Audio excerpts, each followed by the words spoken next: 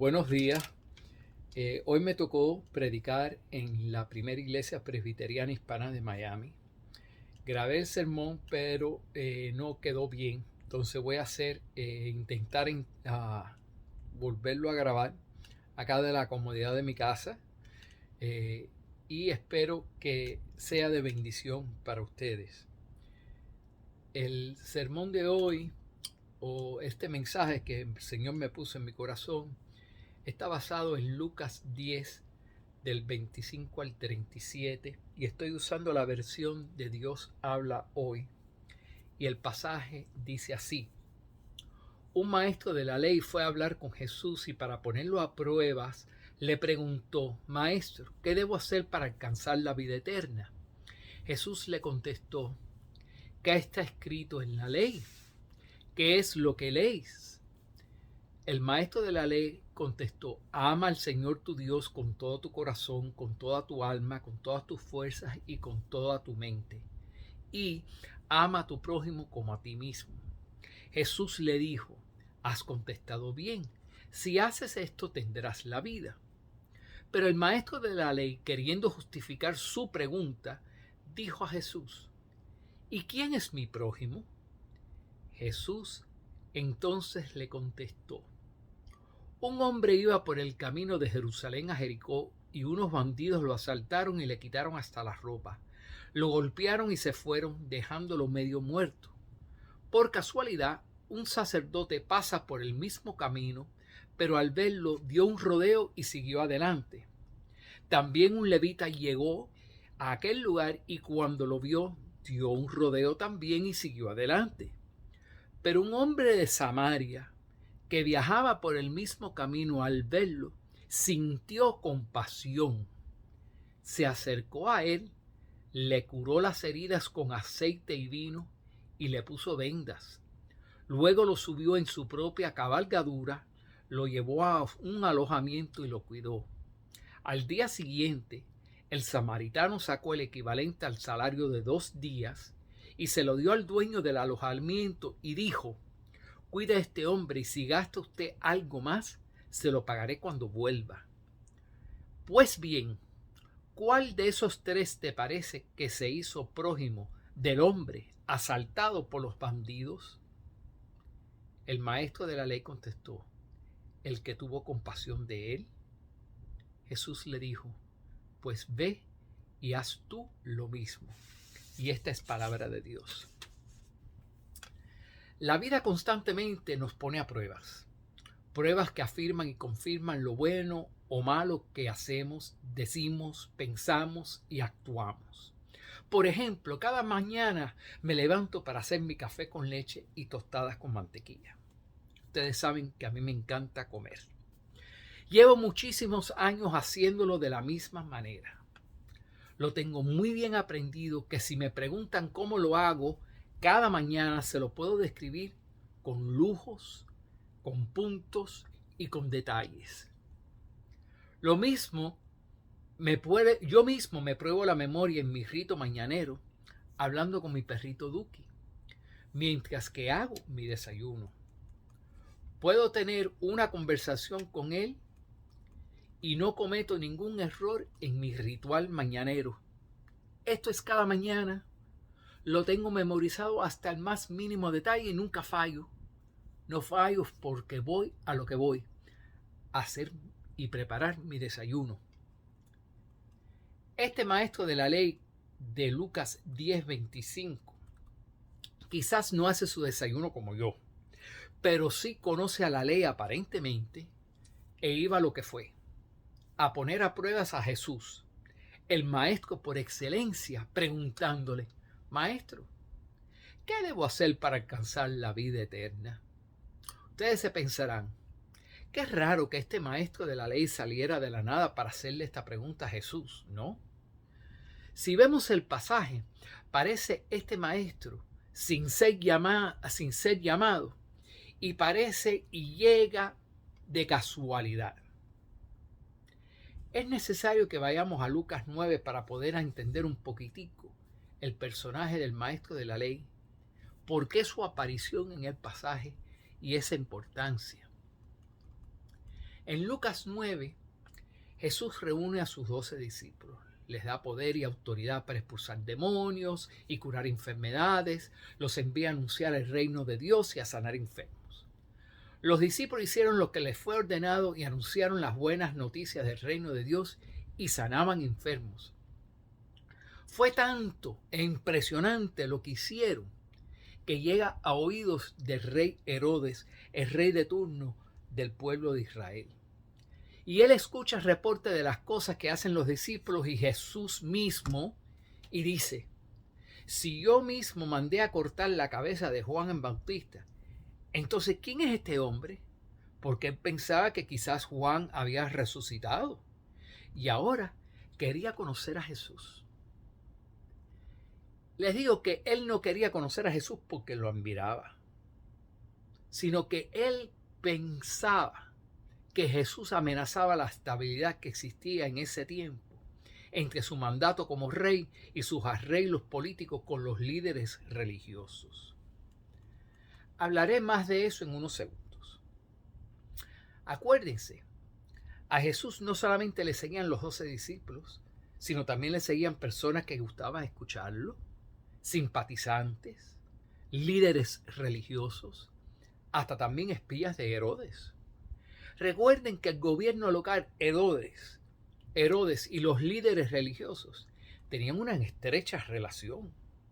Recuerden también que fue Herodes y todos sus pecados y abusos que lo describe la Biblia, pero cuyos pecados eran ignorados por las autoridades religiosas para ellos mismos esconder sus propios abusos religiosos. Abusos que ustedes también saben, conocen y están en la Biblia. Esta mezcla de religión con el gobierno o política nunca funciona bien. Al mezclarse, cada identidad pierde valor, prestigio, fe, efectividad para el bien e importancia. Esta mezcla siempre lleva a abusos de una parte o de otra parte, un objetivo común que nunca es bueno y siempre es malo y represivo para una porción, grande o pequeña, del pueblo, una porción de la sociedad que es marginada por una de las dos entidades o ambas. Hoy en día en nuestra sociedad vemos esos efectos negativos que hace esta mezcla venenosa. Vemos como religiosos en posiciones de liderazgo político y judicial, alimentados por sus propios prejuicios y egos, con pluma, papel y mazo en mano, ignoran, olvidan, pisotean y hastían el fundamento de esta nación que se encuentra en el segundo párrafo de la Declaración de Independencia, donde dice, y cito: sostenemos que estas verdades son evidentes por sí mismas, que todos los hombres son creados iguales y están dotados por su creador de ciertos derechos inalienables, que en estos está la vida, la libertad, la búsqueda de la felicidad. Aunque aquí se refiere a todos los hombres como todos los seres humanos, quizás piensan ellos que son derechos solo para los hombres. Y les digo el porqué. Recientemente el derecho que tenía la mujer sobre su propio cuerpo, incluyendo el derecho al acceso para abortar, fue derivado por una mayoría masculina de la Corte Suprema de esta nación. Conste, no estoy a favor del aborto, para nada.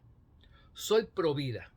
Eso significa que defiendo la vida desde el vientre de la madre hasta el fin natural de esa persona. No estoy de acuerdo a la pena capital. Dios da la vida, Dios quita la vida.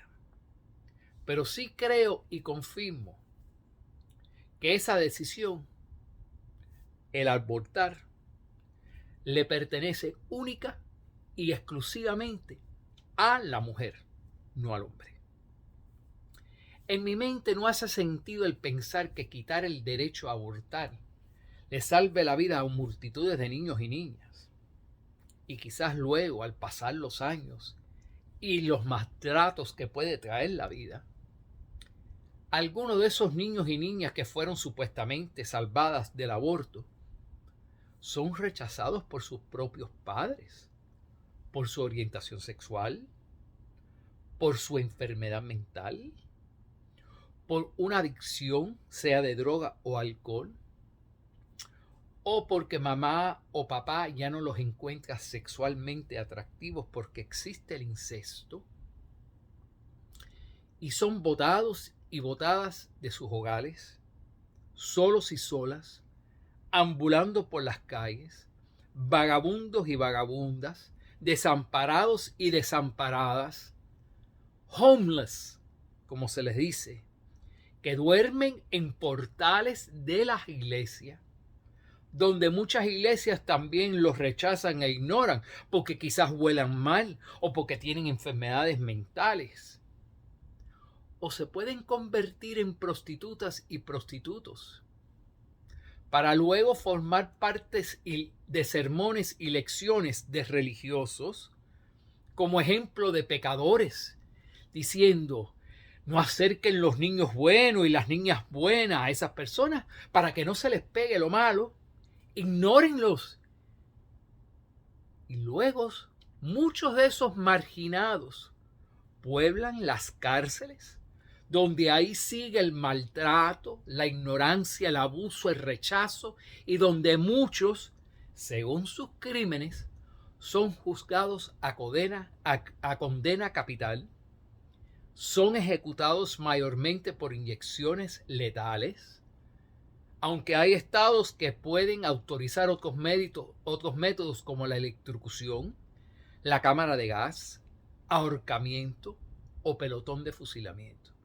Y sí, estoy hablando del año 2022.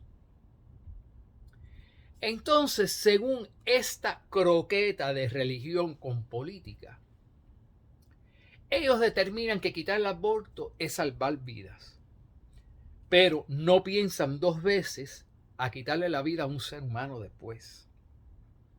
También este ajiaco de religión y política creó, y a muchos nos hizo creer, que un hombre o mujer homosexual puede cambiar su orientación sexual por medio de algo que se llama terapia de conversión, donde se le explica al individuo que es homosexual porque no tuvo una presencia masculina o padre en el caso del hombre gay, o una presencia femenina o madre en el caso de la mujer lesbiana, y que supuesta terapia repara la orientación sexual.